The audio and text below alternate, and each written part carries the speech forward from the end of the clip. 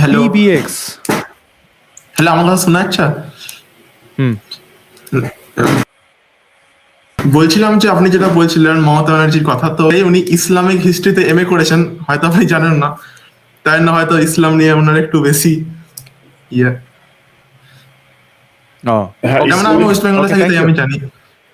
ওকে, আর আমি বলতে চাইছিলাম যে আমি আসাদ ভাই, তাহলে তো আমি আপনার ইউটিউব জি 3 মাস থেকে দেখছি, যবে থেকে বাংলাদেশে অ্যাটাক হয়েছে, তো তার আগে আমি এগুলো পলিটিক্স বা এগুলো সব আমি অত কেয়ার করতাম না রিলিজিয়ন নিয়ে। আমি ভাবতাম সব রিলিজিয়নই হয়তো আসল, কিন্তু আপনার ভিডিও দেখার পর আরো অনেকজনের মানে ইয়ের জন্য আমি মানে ওপেন থিঙ্কিং এর যেটা কনসেপ্ট, ওটা আমি বুঝতে পেরেছি। ওটার জন্য আপনাদেরকে আসলে খুবই থ্যাংক ইউ। এখন আমি সবকিছুকে একটু আলাদা পার্সপেক্টিভ দিয়ে দেখি, পুরো ওয়ার্ল্ডকে আমি এখন আলাদা চোখে দেখি।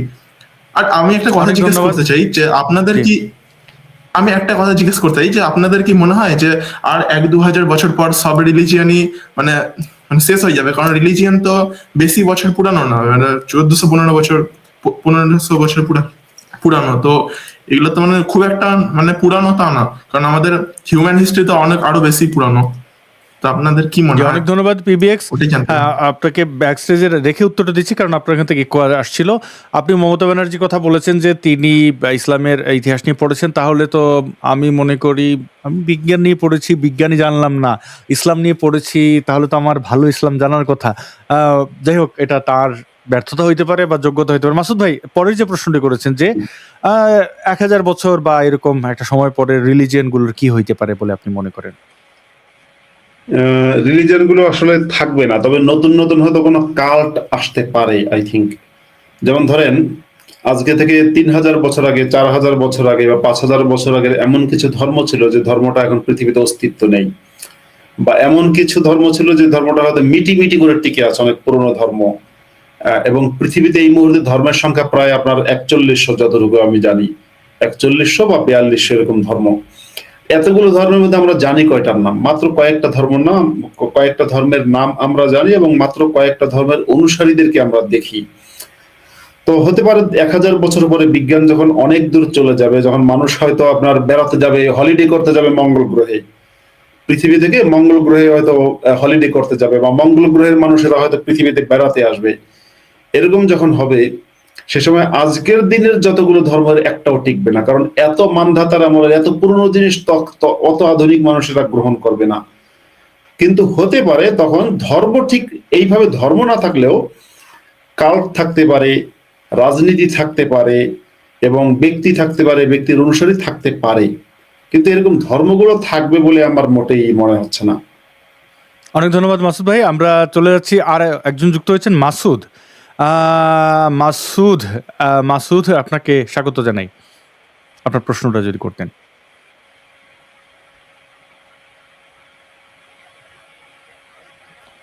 মাসুদ, আপনাকে দেখতে পাচ্ছি, আপনি যদি প্রশ্নটা করতেন।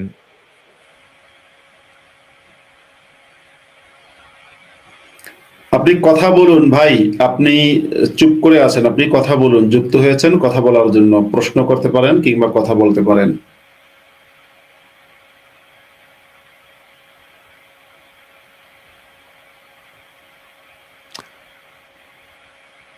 মিউট করা, আপনারটা আনমিউট করতে হবে।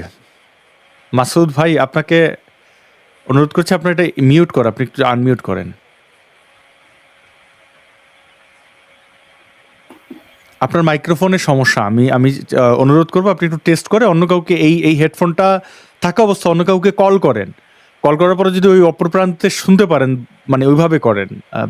আচ্ছা, হ্যালো, জুলফিকার, আপনাকে যুক্ত করেছি। জি, নমস্কার, কেমন আছেন আসাদ ভাই? ভালো আছি। একদম।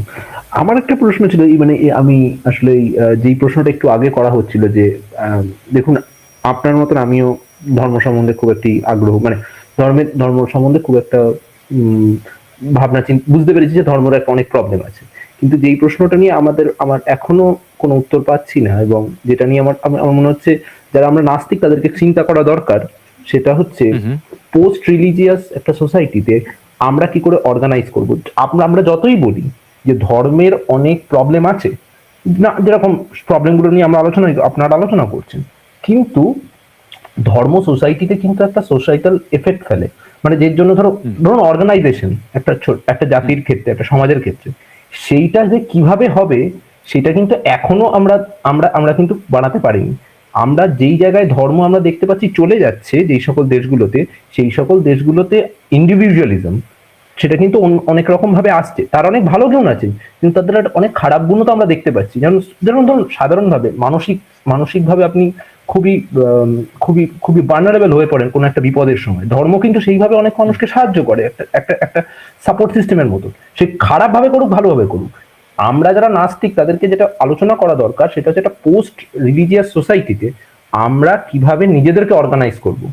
কারণ না হলে তো মানে ভয়টা আমরা বলছি করতে হবে না, কিন্তু আমি যাদেরকে বোঝাচ্ছি, কিন্তু তার যে সমস্যাটা ধর্ম এসে সমাধান করে দিচ্ছে, আমরা যদি সেই সমাধানটাই না দিতে পারি তাকে।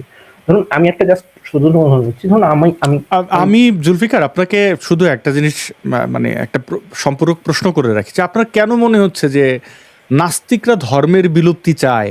এটা আপনি কোথায়, মানে আমাদের কোথায় দেখলেন? আমি আমাদের কথা না, নাস্তিকরা ধর্মের বিলুপ্তি চাক না চাক সেটা নাস্তিকরা তো নাস্তিকতার একটা প্রচার করছে। আমরা চাইছি যে বাকিরাও, আমাদের আশেপাশে যে বাকিরা যারা ধর্ম আছে, তাদের মধ্যে অন্ধবিশ্বাস আছে, তারা অন্ততপক্ষে রেশনাল হোক। কিন্তু রেশনাল হওয়ার পরে রেশনাল হলে ধর্ম মানে আপনার কেন মনে হচ্ছে যে ধর্মের জায়গা থেকে যে আনন্দ বা যে পায়, আপনি বলছেন না একটা মিথ্যা হলে একটা আশ্বাস পায়। ধরেন কারোর বাড়ি পুড়ে গেছে, আপনি তাকে জানালেন না যে বাড়ি পুড়েছে, সে একটু ভালো থাকলো আর কি, বিদেশে থাকছে, বাড়ি পুড়েছে জানালেন না। তো অনেক সময় যে বিভিন্ন ধর্মীয় উৎসবগুলো থেকে আনন্দ পায়, যেমন হিন্দু ধর্মের মানুষজনরা দুর্গাপূজায় খুবই আনন্দ উল্লাস করেন, মুসলিমদেরও সেরকম আছে। তো আমরা তো কেন আপনার মনে হচ্ছে যে আমরা এগুলোর বিলুপ্তি চাইছি এবং আরেকটা কিছু আমাদের দিতে হবে এটার পরিবর্তে, যে মানুষ তাহলে নাস্তিক হয়ে গেলে পাবে কোথায়? মানে আপনি বলতে চাইছেন মানুষ নাস্তিক হওয়ার পরেও, ধরুন আপনি ধর্মের মুসলমান ছিলেন এক সময়, ধরুন আপনি এটা মুসলমান সেখানে ঈদটা তখনও থাকবে, শুধুমাত্র তার বিশ্বাসটা থাকবে না, সেই রকম জিনিস আপনি প্রেসক্রাইব করেন। ঈদ কেন থাকবে? না, আমার বক্তব্য হচ্ছে আপনি একজন মুসলমান হলে শুধুমাত্র কেন ঈদে যাবেন, আপনি কেন পূজায় যাবেন না, আপনি কেন যে কোনো ক্ষেত্রে, মানে আপনার আশেপাশে আপনি যে ভৌগোলিক অবস্থানে আছেন, যেখানে যেই অনুষ্ঠানগুলো হচ্ছে তার সেগুলো তো সবকটাই রিলিজিয়াস নেচারের না। আমি যেখানে বর্তমানে থাকি এর আশেপাশে সকল ধর্মীয় প্রতিষ্ঠানগুলো আসলে কোনো প্রতিষ্ঠানগুলো সমকামীদের এক প্রকার অফিস টাইপের হয়েছে, কোনো প্রতিষ্ঠানগুলো বন্ধ অনেক দিন ধরে, মাঝে মাঝে খুলে দেওয়া হয়, মানুষ ঘুরে ঘুরে দেখে একটু। তো এখানে ধার্মিক নেই কেউ আশেপাশে, ওরকম ধার্মিক আমি দেখি নাই কাউকে, একমাত্র মুসলমান ছাড়া।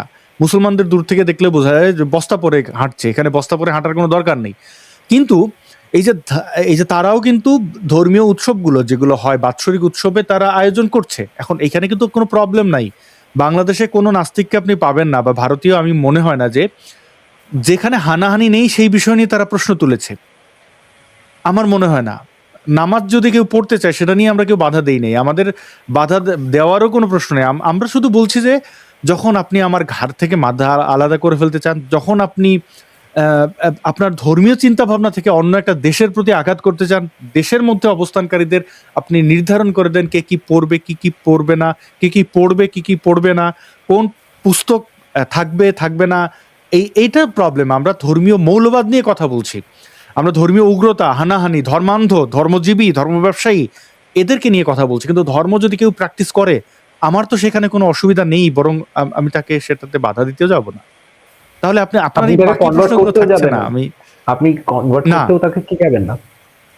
না কেন আমি সে নাস্তিক হবে কি না,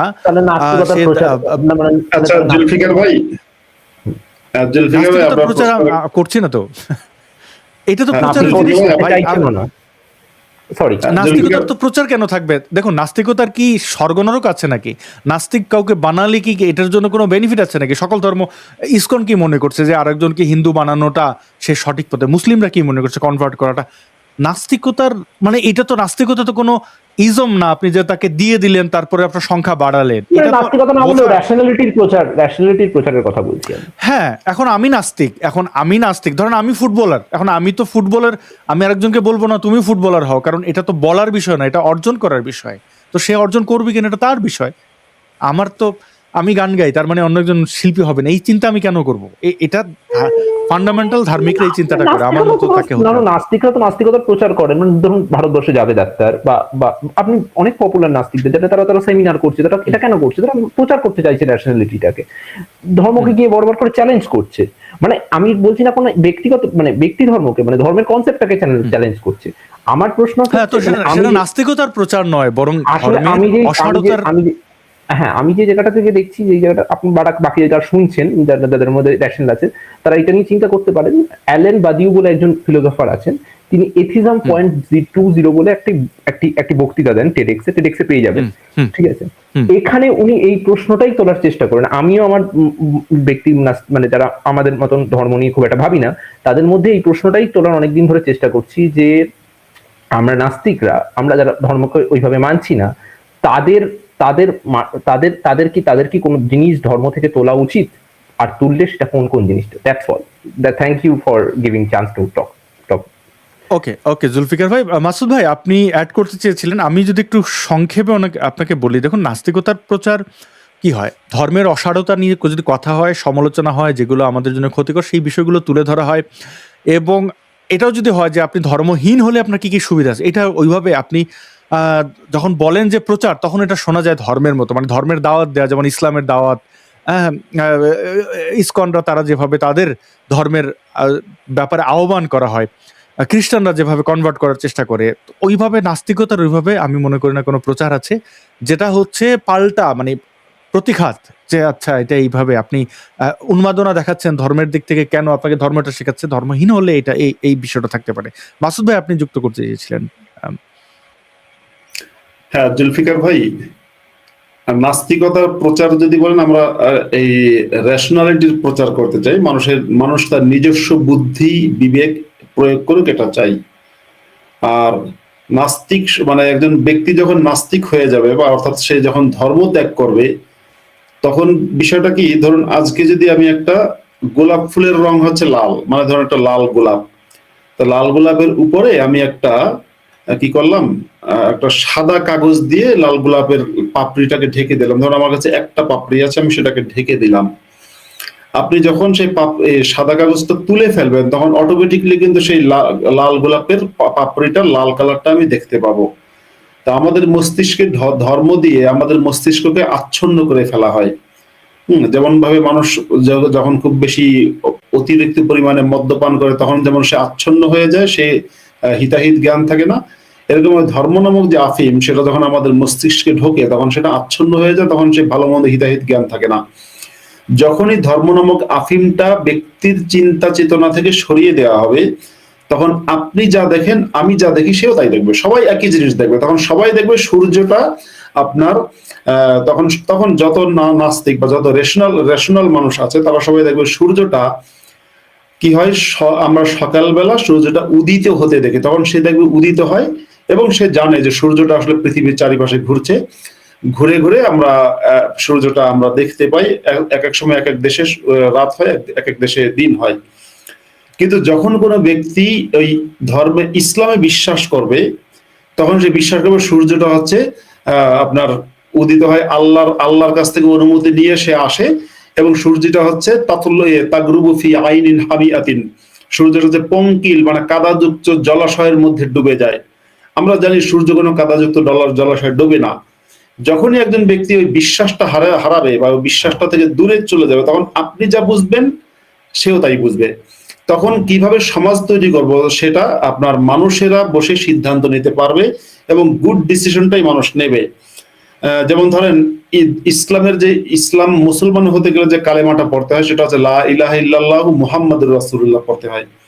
আমরা কিন্তু সবাই বলি লা ইলাহা, এতটুকু। আমাদের যদি কালেমা বলেন, আমার কোনো কালেমা নেই, মানে ওই অর্থে, কিন্তু যদি বলতে বলেন যে ভাই কি বলবেন, তাহলে লা ইলাহা, এ পর্যন্ত। সে লা ইলাহা মানে কোনো ঈশ্বর নেই, কোনো উপাস্য নেই, কথা ঠিক, কোনো উপাস্য নেই, ওই পর্যন্ত আমার কালেমা।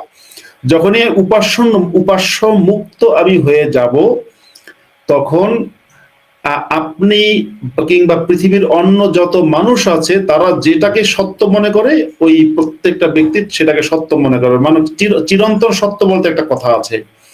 এই কারণে আমরা ধার্মিকদেরকে বলি, ধার্মিকেরা আমাদেরকে বলে কি, যে তুমি কোরআন পড়ো, ইহুদি নাসারার বই পড়ো না। আর আমরা ধার্মিকদেরকে বলি যে তুমি বুক অফ এথিজম কোরআন পড়ো। ধার্মিকদেরকে বলি তুমি কোরআন পড়ো, অর্থ বুঝে পড়ো, কারণ কোরআনটাই হচ্ছে নাস্তিকতার বই। যদি কোরআন এবং সিরাত ইবনে হিশাম, মোহাম্মদের জীবনী, কোরআন পড়ো এবং সিরাত মোহাম্মদের জীবনী পড়ো, এর চেয়ে বড় নাস্তিকতার বই আর কিছু হয় না। এর চেয়ে বড় নাস্তিকতার বই কিছু হয় না, কারণ মানুষের তো বিবেক আছে। আমি একটা জাস্ট করতে পারি, আপনি যেটা বললেন যে যে আর্ধেক কলমাটা পড়ে থেমে গেলেন। আপনি নিশ্চয়ই জানেন মানসুর আল হাল্লাজ বলে একজন পার্সিয়ান সেমেটিক সাধক ছিলেন একজন। তো আপনার এনার প্রতি কি মত? কিন্তু কাছাকাছি এই জায়গাটাই গেলেন, উনিও ওইখানেই থেমে গেছিলেন। না, মনসুর হাল্লাজের বিষয়টা হচ্ছে, মনসুর হাল্লাজ কিন্তু নাস্তিক ছিলেন না, কিন্তু মনসুর হাল্লাজ আপনার ওই সাধনা করতে করতে, গবেষণা করতে করতে, আল্লাহকে খুঁজতে খুঁজতে খুঁজে না পেয়ে যখন উনি তার, মনসুর হাল্লাজ প্রচন্ড জ্ঞানী মানুষ ছিলেন, সাধক মানুষ ছিলেন, গবেষক ছিলেন, এবং যেটা হয় উনি নিজের মধ্যে অনেক শক্তি দেখতে পেলেন। সেই শক্তিটা আমরা প্রত্যেকেই দেখতে পাবো। এই শক্তিটা এমন না যে আপনার মানে মিরাকল কিছু না, এটা প্রত্যেকেই, যখন কোনো ব্যক্তি সাধনা করে তখন সে অনেক কিছু, অনেক জ্ঞান অর্জন করে। তো তিনি যখন নিজের জ্ঞান দেখতে পেলেন, আর সেটা তো অনেক বছর আগের কথা, তার কাছে মনে হলো আরে আল্লাহ তো আমার মধ্যে আছে। তখন তিনি আপনার ওই হুশ হারিয়ে ফেলে, মানে এক ধরনের ওই আপনার কি বলে সম্মোহিত হয়ে তিনি বলতে লাগলেন আনাল হক, আমি হচ্ছি হক। হক বলেন নাই আনাল্লাহ, কিন্তু হক হচ্ছে আল্লাহরই একটা নাম, হক মানে সত্য। আমি হচ্ছে আনাল হক, আনাল হক বলতে থাকলেন। তখন তাকে বলা হলো তুমি থামো, তোমাকে কিন্তু হত্যা করা হবে। উনি তখন থামেননি, উনি বলছেন আনাল হক। কিন্তু জজবা, এটাকে আমরা আরবিতে বলি, আরবি শব্দ জজবা, হ্যাঁ, এটা উর্দুতেও এই শব্দটা আছে জজবা। জজবা মানে যে আবেগ বা আপনার এক ধরনের ইমোশন, এটাকে, এই ইমোশনটাকে উনি কন্ট্রোল করতে পারেননি, যে কারণে মনসুর হাল্লাজকে আপনার মুরতাদ হিসেবে হত্যা করা হয়েছিল। জি, ধন্যবাদ জুলফিকার। আমরা একদম শেষের দিকে, আর নতুন প্রশ্নে না গিয়ে আমার মনে হয় আপনি উত্তর পেয়েছেন সংক্ষিপ্ত সময়ের মধ্যে, এবং ধন্যবাদ আপনি যুক্ত হয়ে প্রশ্ন করার জন্য। আর যদি কোনো প্রশ্ন থাকে আপনি কমেন্ট করতে পারেন, সামনের সপ্তাহে যুক্ত হতে পারেন। মুফতি আব্দুল্লাহ মাসুদ ভাই, অলরেডি 1 ঘন্টা 20 মিনিটের স্লটটা 1.5 ঘন্টার মতো হয়ে গেছে। আমরা একটা শেষ প্রশ্ন শুনে শেষ করে দেই, আপনি কি বলেন মাসুদ ভাই? মানে এটা দীর্ঘ করতে পারলে আমার ভালো লাগতো, কিন্তু ব্যক্তি জীবনের তো অনেক কাজ থাকে, যখন আমাকে একটা ক্লাসে যেতে হবে। আচ্ছা, আমি শেষ প্রশ্ন পড়ি। প্লাটেন তিনি এটা এই চ্যাট বক্সে লিখেছেন যে সনাতন ধর্মাবলম্বীদের পাশে দাঁড়িয়েছেন, খুব ভালো কাজ করেছেন, তবে ইন্ডিয়ার মেইন স্ট্রিম মিডিয়া ব্যাপকভাবে গুজব প্রচার করছে, যেমন হিন্দু ক্রিকেটার লিটন দাসের বাড়িতে আগুন দেওয়া, যদিও ওটা মাশরাফির বাড়িতে ছিল। ইন্ডিয়ান মিডিয়ার আসল ঘটনা রেখে এভাবে গুজব প্রচার করে কেন? আমার ভারতীয় মিডিয়ার সাথে 2-1 জন সাংবাদিকের সাথে পরিচয় আছে, আমি তাদেরকে এগুলো না করার জন্য বলেছি, তাদের মধ্যে থেকে কেউ করেন নাই।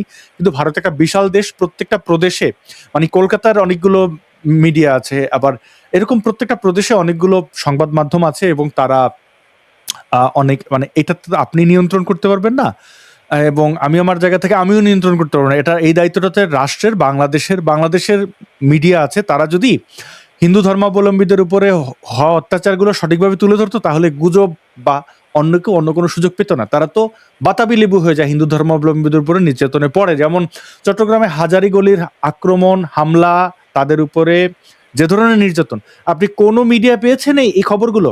সিসিটিভি ফুটেজ ভাঙছে আর্মি, আমরা দেখলাম তাদের শরীরে ক্ষতের দাগ, আমরা দেখলাম তাদের পিটিয়ে মাটির সাথে মিশিয়ে দেওয়া হচ্ছে, আমরা দেখলাম তাদের পুরো মানে সোনার দোকানগুলো সিলগালা করে দেওয়া হলো। কোনো মেইন স্ট্রিম মিডিয়া কভার করেনি। এখন যখন সত্য গোপন করা হয়, মিডিয়াগুলো চুপ থাকে, তখন গুজব অটোমেটিক্যালি মাথাচাড়া দিয়ে ওঠে। সো এই জিনিসগুলো যতদিন বাংলাদেশের মেইন স্ট্রিম মিডিয়া বুঝবে যে হ্যাঁ, এরাও আমাদের সহনাগরিক, তাদের সাথেও হয়ে যাওয়া অন্যায় আমাদের তুলতে হবে। পাহাড়ে অন্যায় হলে সেগুলো গোপন করা, এগুলো গোপন না করে তুলে ধরতে হবে, তাহলে আর কেউ গুজব ছড়ানোর সুযোগ পাবে না। অন্যের উপর দোষ না দিয়ে আমার কাছে মনে হয় নিজেদের ত্রুটিগুলো ঠিক করা উচিত। মুফতি আব্দুল, আমি এখানে ছোট্ট একটু যুক্ত করি, সেটা হচ্ছে, ধরুন আমার একটা কৃষি ক্ষেত ছিল, সেখানে আমি পেঁপে গাছ লাগিয়েছি। এখন একদল ব্যক্তি এসে সেই পেঁপে গাছ কেটে দিল, এটা নিয়ে কেউ কোনো নিউজ করার সাহস পেল না। এখন আমি চিৎকার করলাম, কান্নাকাটি করলাম, দুঃখ পেলাম, আমার এত, ধরুন অনেক পেঁপে গাছ ছিল, এত কেটে দিলে আমার জমিটা পুরো নষ্ট করে দিল। এখন সেখানে আমার পক্ষ হয়ে একজন ব্যক্তি যে নিপীড়িতের পক্ষে দাঁড়িয়েছে, সে নিউজ করলো যে ওনার পেয়ারা গাছ কেটে দিয়েছে, আব্দুল্লাহ আল মাসুদের জমিতে গিয়ে তার পেয়ারা গাছ সব কেটে দিয়েছে। এখানে কিন্তু আপনার পেয়ারা গাছ আর পেঁপে গাছ মূল না, মূল জিনিসটা হচ্ছে যে নির্যাতনটা হয়েছে সেটা তুলে ধরা। ভারতীয় মিডিয়ায় কখনো কখনো আপনার ভুলভাল নিউজ করে, এটা ঠিক, কিন্তু ঘটনা হচ্ছে যেটা আসাদ ভাই বললেন যে সঠিক নিউজটা বাংলাদেশের মিডিয়া না আসার কারণে তারা অনেক সময় ভুলভাল করছে।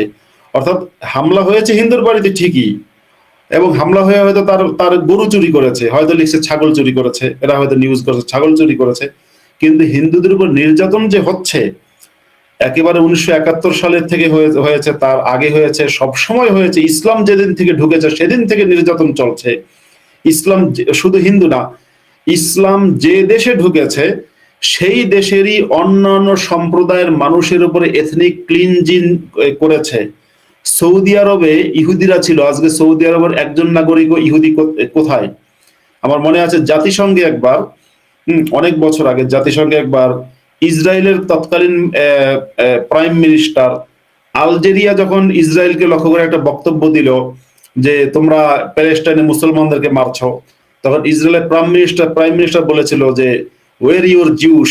আলজেরিয়ার প্রেসিডেন্টকে লক্ষ্য করে বললেন যে তোমার দেশে যে ইহুদিরা ছিল তারা কোথায়?